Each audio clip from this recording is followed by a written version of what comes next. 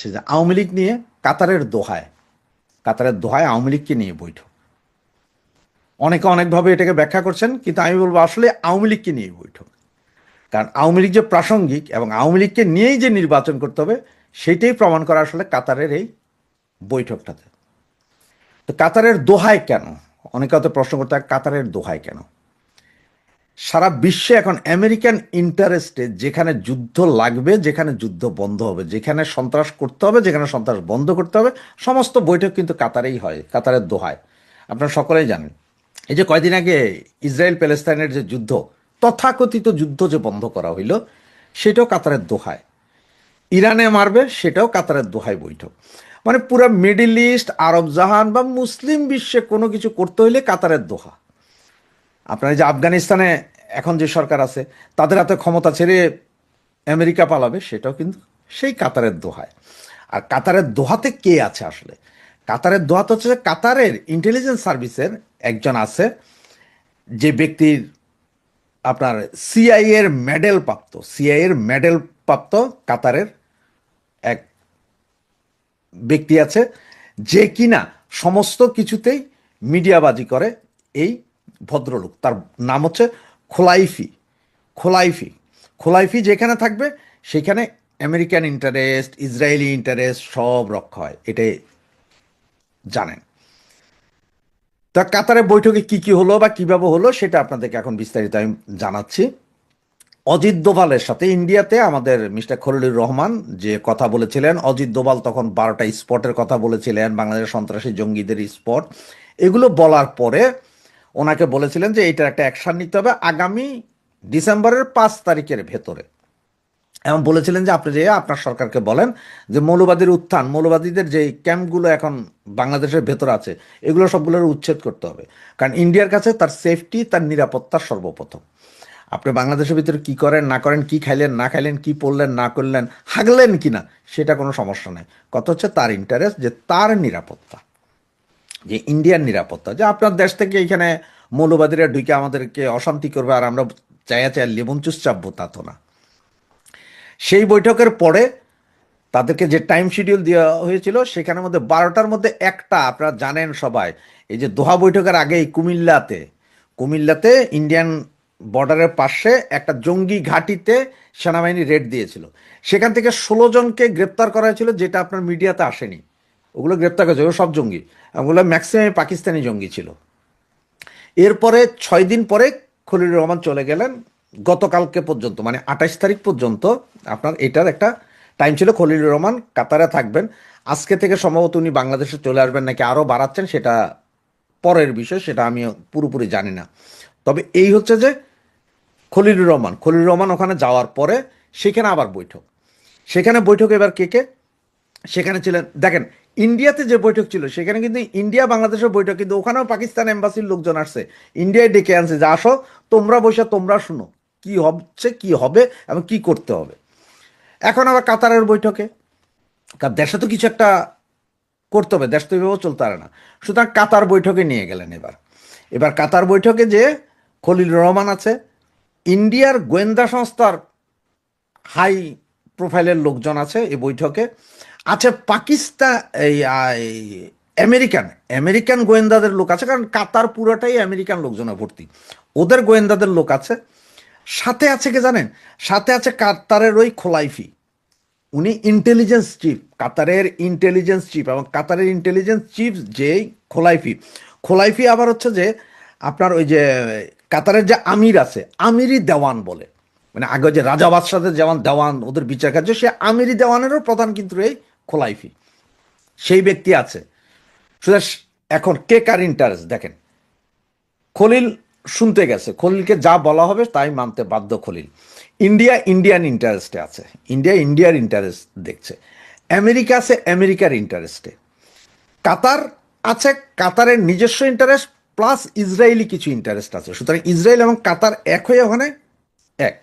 তো এই চতুর্পাক্ষিক একটা মিটিংয়ের মধ্যে ইন্ডিয়ার হচ্ছে যে তার দেশের নিরাপত্তা চায়, আমেরিকার হচ্ছে যে ভাই সব ঠিক আছে, আমরা কোনো সমস্যা নাই, কিন্তু আমাদের কথা হলো আমেরিকার যেটা কথা, যে আমেরিকার কথা হচ্ছে যে ভাই এখানে সরকার আসবে যাবে, কে থাকবে না থাকবে সেটাও তাদের কাছে কোনো বিষয় না, কিন্তু তাদের কথা মতন চলতে পারবে। মানে 50-50 আপনার শেয়ার হোল্ডিং এর মতো, যে মানে আপনারা আপনাদের কাজ করবেন কিন্তু আমরা যা যা বলবো তাও করতে হবে। তো এই আমেরিকা তো অলরেডি নিয়ে গেছে। আর কাতারের ইন্টারেস্ট এখানে, কাতারের মূল ইন্টারেস্ট হচ্ছে যে ভাই আমাদের যে এলএনজি যায়, আমাদের যে ইনভেস্ট আছে এগুলোর আমরা একটা স্থায়ী সমাধান চাই, যে এগুলো ঠিক থাকবে, আমাদের ব্যবসা বাণিজ্য ঠিক থাকতে হবে। ইসরায়েলের মূল ইন্টারেস্ট কি? তাহলে এখানে ইসরায়েল কেন গেল? ইসরায়েলের নাম কিন্তু বলা নেই কোথাও। ইন্টারন্যাশনাল যে দুইটা পত্রিকাতে আপনার এই মিটিংটা নিয়ে কথা হয়েছে সেখানে ইসরায়েলের নাম বলা নেই। ইসরায়েলের মূল ইন্টারেস্ট হচ্ছে যে ভাইয়া এইখানে পাকিস্তানি যারা আছে অলরেডি, ওই যে হামাসের লোকজন নাকি ইরান দিয়ে ঢুকে পাকিস্তানে, এবং পাকিস্তান থেকে ওরা নিরাপদ আশ্রয় হচ্ছে বাংলাদেশে আছে। সুতরাং বাংলাদেশে পাকিস্তানিরা ওখানে যাচ্ছে, ওখানে এই হামাসের লোকজন যে উঠক বৈঠক করতেছে, এইটা বন্ধ করতে হবে। আবার তিনজনের একটা মজার ইন্টারেস্ট আছে। তিনজন বলতে আমেরিকা, কাতার এবং আপনার যাইয়া কি বলে এটারে, ইসরায়েলের চীন ঠেকাও আন্দোলন। সুতরাং বাংলাদেশের মূল প্রেশার হচ্ছে চীনের সাথে আপনারা বেশি মাখামাখি করতে পারবেন না। এখন কেন আমেরিকা একটু ইউনুস সরকার খ্যাপা, কারণ হচ্ছে যে আমেরিকা দেখতেছে যে পাকিস্তানের মারফতে চীনের সাথে একটা ভালো বন্ধুত্বের দিকে যাচ্ছে। এইটা আবার আমেরিকা সহ্য করতে পারতেছে না, যে না এইটা তো হইতে পারে না, চীন এখানে এসে আবার তাবেদারি করবে, এইটা তো হইতে পারবে না।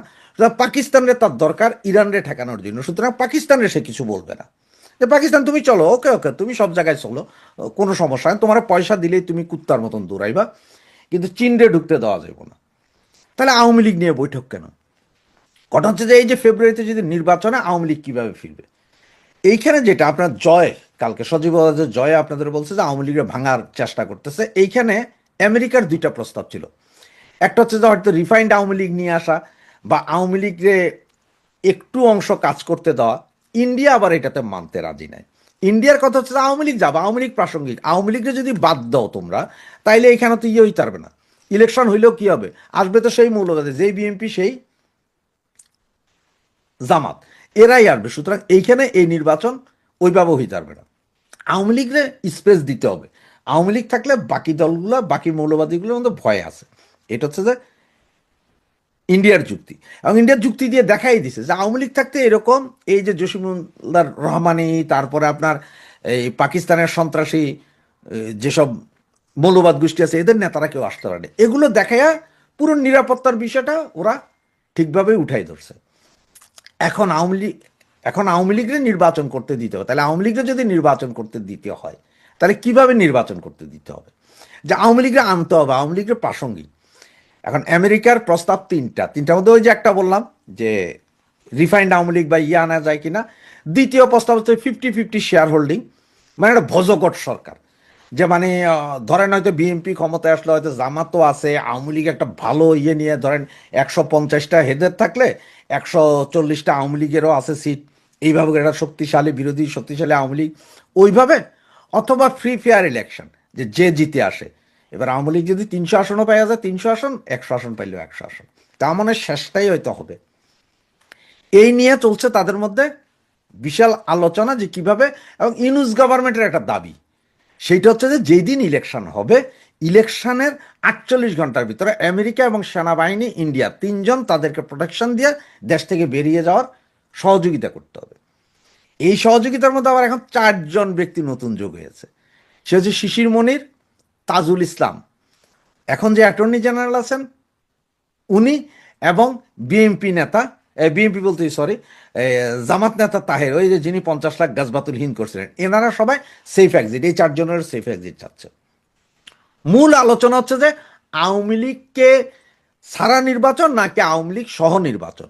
সর্বসম্মতিক্রমে সিদ্ধান্ত যেটা, সেটা হচ্ছে আওয়ামী লীগ সহ নির্বাচন হবে। এখন খলিলুর রহমান দেশে আইসা এই ব্যবস্থা করাইতে হবে ইউনুসরে দিয়ে, যে কিভাবে আওয়ামী লীগের আইনে ইলেকশন করানো যায়। আওয়ামী লীগের আইনে ইলেকশন করতে যে হাজার হাজার মামলা জেলে আছে, এগুলো সব জামিন নিতে হবে, কোর্টে কাজ করতে দিতে হবে যাতে খোলা যায়। এবং আপনারা দেখতেছেন যে ইন্টারন্যাশনাল মিডিয়া, ইন্টারন্যাশনাল সংস্থা, আন্তর্জাতিক সংস্থাগুলো কিভাবে এই কোর্টের বিভিন্ন বিচারের নিয়ে কথা বলতেছে, ওরা কেউ এটাকে ভালোভাবে চোখে দেখতেছে না। সব কিছু মিলাইয়াই এই 3 দেশীয় বৈঠক বলা হলো, এটা আসলে 5 দেশীয় বৈঠক ছিল। তো 5 দেশীয় বৈঠক বলতে বাংলাদেশ ছিল, ভারত ছিল, ইউএস ছিল, কাতার ছিল এবং ইসরায়েল জড়িত। সবার নিজ নিজ ধান্দা। আমেরিকার ধান্দা যে ভাই আমি এখানে বন্দর বন্দর অমুক তমুক জানিছি, আমাদের ফ্লিট ফ্লিট আসবে ইন্ডিয়ার সাথে, যে ভাই আপনাদের সাথে ঝামেলা নাই, আমরা পাকিস্তানের দিকে ইয়ের দিকে দেখবো, চায়নার দিকে। ইন্ডিয়ার কথা হচ্ছে আমার দেশের নিরাপত্তা হইলে হবে, আমি নিরাপদ, আমি চাই না কে কই যাবে, তবে আওয়ামী লীগরা লাগবে। কাতারের কথা হচ্ছে আমার এলএনজি, আমার ব্যবসা, আমার ইনভেস্ট ঠিক থাকতে হবে, দীর্ঘমেয়াদী সরকার চাই। আজকে আইলো কালকে নাই, কালকে আইলো পরশু নাই, এগুলো আমি মানি না। আর ইসরায়েলের হচ্ছে যে পাকিস্তানরে ঠেকাইতে হবে, কারণ হামাস এখন বাংলাদেশের দিকে আসতেছে, বাংলাদেশে আছে বলে এটা মোসাদ অলরেডি অনেক আগেই বলে দিছে, সুতরাং এগুলোর ঠেকাইতে হবে। আবার চায়নারও ঠেকাইতে হবে। তাহলে এখানে দুইজন গেল, চায়না ঠেকানো, আমেরিকা আর ইসরায়েল। কাতার নিজের ব্যবসা, ইন্ডিয়া নিজের নিরাপত্তা, বাংলাদেশ তো এখানে আছে যে আপনার কথা শুনেন। সুতরাং এই কাতারের ইন্টেলিজেন্স চিফ খোলাইফি যেখানেই যায় সেইখানে একটা নেগোসিয়েশন হয়, উনি হচ্ছে যে মূল নেগোসিয়েটর। আমেরিকার তৈরি, সারা পৃথিবীর তৈরি, উনি হচ্ছে মূল নেগোসিয়েটর, যে যেখানে যা লাগবে উনি নেগোসিয়েট করবে। এবং এই ভদ্রলোক যখন আসে তখন কিন্তু নেগোসিয়েশন যে হবে এটা ঠিক। এবং আপনারা দেখেছেন যে কয়েকদিন আগেই আপনার ভুটানের প্রধানমন্ত্রী এসে ঘুরে গেলেন, ভুটানের রাজা কিন্তু জয়ের বন্ধু। আবার কাতারের আমিরের সাথে শেখ হাসিনার একটা ভালো সম্পর্ক আছে, খুব ভালো সম্পর্ক। কাতারের আমির কিন্তু আপনার এই যে আমাদের নুনুস ভাই গেছিলেন, দেখাও করেনি, শেষ পর্যন্ত আমিরের মায়ের সাথে দেখা করে এসেছিলেন। কথা একই, মায়ের সাথে দেখা করেছেন আপনি, তো মন্ত্রী মিনিস্টার কারোর সাথে দেখা করতে পারেননি, মায়ের লগে দেখা করে লাভ কি? মা কি আর রাজা বাদশাহ? তা না। একটা কথাই আছে না যে বাপ রাজা, রাজার ঝি, ভাই রাজা, আমার কি, ছেলে পেলে রাজা হইলে আমার কি। তো এই হচ্ছে অবস্থা। এই নিয়েই আওয়ামী লীগ আসবে, এবং আওয়ামী লীগ আসতে হইলে তাইলে এখন ফেব্রুয়ারি ইলেকশন হবে না, হয়তো ইলেকশন আরো পেছাইতে হবে, কারণ আওয়ামী লীগের আনতে হবে, আওয়ামী লীগের কাজ করতে হবে। সব কিছু মিলিয়ে আগামী ডিসেম্বরের 5 তারিখ পর্যন্ত সময় দেওয়া হয়েছে খলিলুর রহমানকে। সন্ত্রাস ঠেকাও, এই ঠেকাও, সেই ঠেকাও, এগুলো করতে হবে। ইন্টারন্যাশনালি এরা বলতেছে যে ইউনুসের কোনো বেইলি এখন আর নাই, ইউনুসকে কোনো মতো বসা যায়, যেটা যেটা নেওয়া সেটা সেটা নেওয়া হয়েছে। ইউনুসকে হয়তো বলা হবে যে তোমাদের সেফ এক্সিট আমরা কইরা দিব, কিন্তু আওয়ামী লীগ আইসা, আওয়ামী লীগ প্রাসঙ্গিক, আওয়ামী লীগ আইসা এখানে ইলেকশন ছাড়া, উইদাউট আওয়ামী লীগ ইলেকশন হবে না। এটাই আসলে মূল মিটিংয়ের প্রতিবাদ্য বিষয় ছিল। তো বাকি আরো কি কি জানা যায় সেগুলো নিয়ে আবার আপনাদেরকে অন্য আরেকটা কন্টেন্টে হয়তো বোঝানোর চেষ্টা করব। সেই পর্যন্ত আমি বিদায় নিলাম। জয় বাংলা, জয় বঙ্গবন্ধু।